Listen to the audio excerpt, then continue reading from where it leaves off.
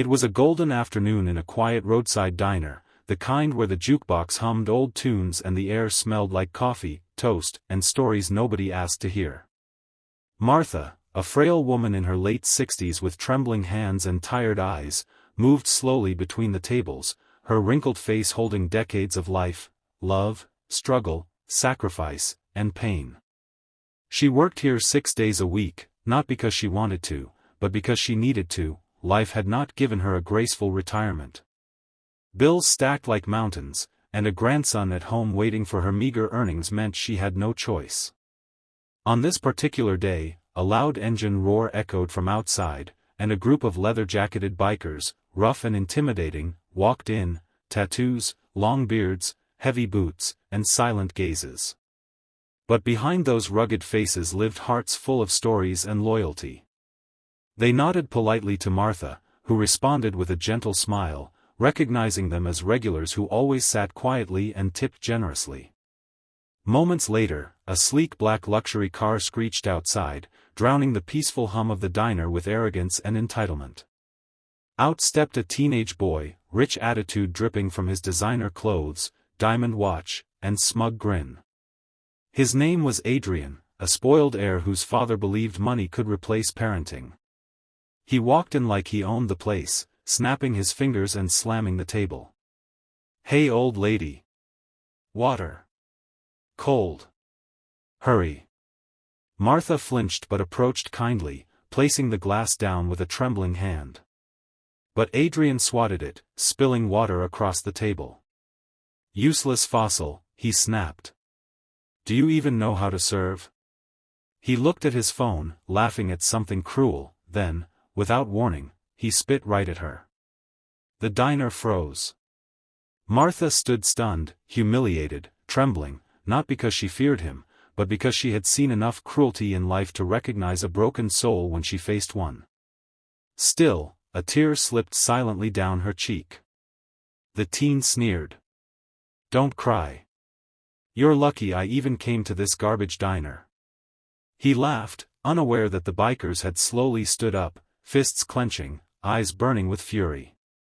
Their leader, Bear, tall like a mountain and scarred from a rough life, glared at the boy as his brothers silently circled. No one messed with Martha. She was like a grandmother to them, the only person who smiled at them without fear. Martha whispered weakly, "Please, leave it. I don't want trouble." But Bear's deep voice cut through the tense air. Trouble already walked in. Adrian smirked, still oblivious. "What? You circus animals want something?"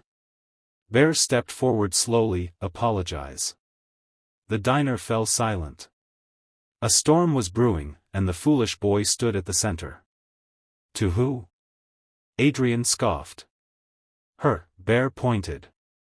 "Right now." Adrian's arrogance faltered for the first time as he saw the cold fury in their eyes. "I don't apologize to trash," he muttered, sealing his fate. Chairs moved, boots echoed, and without another word, Bear grabbed the boy's shirt and lifted him off the ground like he weighed nothing.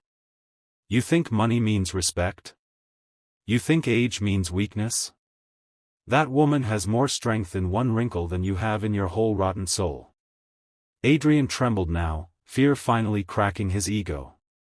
The bikers dragged him outside as Martha begged softly, "Please, don't hurt him." Bear didn't answer, but his voice was steel, "Teaching ain't hurting." The boys' screams echoed as they carried him out, not to beat him, but to teach him a lesson money never had. The sun dipped lower, shadows stretched across the asphalt, and inside the diner, Martha wiped her eyes, unaware her life, and Adrian's, was about to change forever. Adrian returned the next morning, not in a luxury car, not dressed in designer clothes, but walking slowly with sore steps, hair messy, pride shattered. His expensive arrogance was gone, replaced with a nervous humility that felt too heavy for his shoulders. He hesitated at the diner door, clutching a small bouquet of wildflowers he had picked himself, not perfect, but genuine. The bell above the door jingled softly as he stepped in, eyes lowered, scanning nervously until they landed on Martha wiping tables quietly as usual. The bikers sat where they always did, drinking coffee in calm silence, their eyes on him like judges waiting for a verdict. The diner felt frozen again, but this time the tension was different, expectant, hopeful. Adrian swallowed hard, then walked to Martha. "Miss," his voice cracked. I'm sorry." The room went still. Martha turned slowly, surprised to see not arrogance, but a boy fighting guilt and shame. "I was wrong," he continued, voice trembling.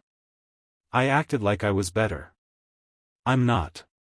Tears welled in his eyes, not from fear, but realization. "I lost my mom last year," he whispered. "Dad's always gone. I act loud so nobody sees how alone I am." Martha's eyes softened. Behind his cruelty was a wounded child. The bikers watched silently, nodding slightly. This was the lesson they wanted. Adrian held out the flowers with shaking hands. "I don't deserve forgiveness.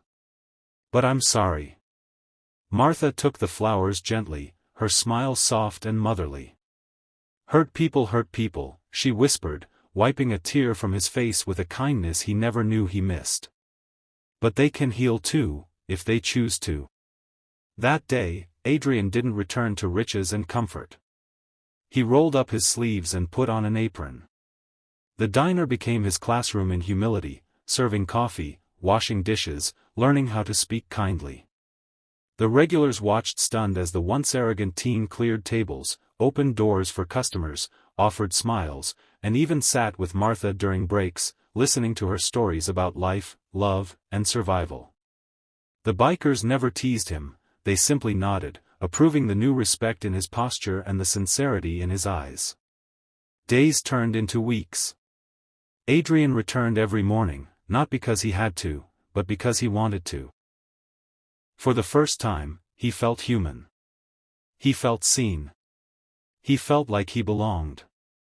One afternoon, with the diner warm and buzzing with chatter, he asked Martha, "Why were you working alone? What about your family?" Her smile faded. "My grandson is sick. Hospital bills don't stop." That night, Adrian spoke to his father, not as a spoiled child demanding money, but as a son asking for compassion. And to everyone's shock, including his own cold father, he convinced him to pay for the grandson's treatment fully. When Martha heard the news, she cried into her apron, whispering prayers of gratitude.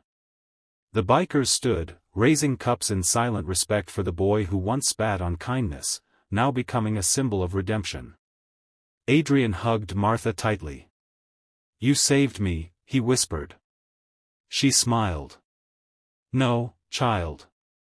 You decided to change. That's the hardest part." From then on, the diner wasn't just a small roadside stop, it was a place where broken souls came to heal, where bikers protected kindness like a sacred law, where an elderly waitress became a grandmother to many, and where a lost boy learned that true strength is the courage to be gentle. And if anyone ever thought about disrespecting Martha again, they only had to see the row of motorcycles outside to know, some angels wear leather and ride steel. The camera fades as Adrian serves food with a smile, and Martha pats his cheek proudly, proof that people can change when compassion meets consequence.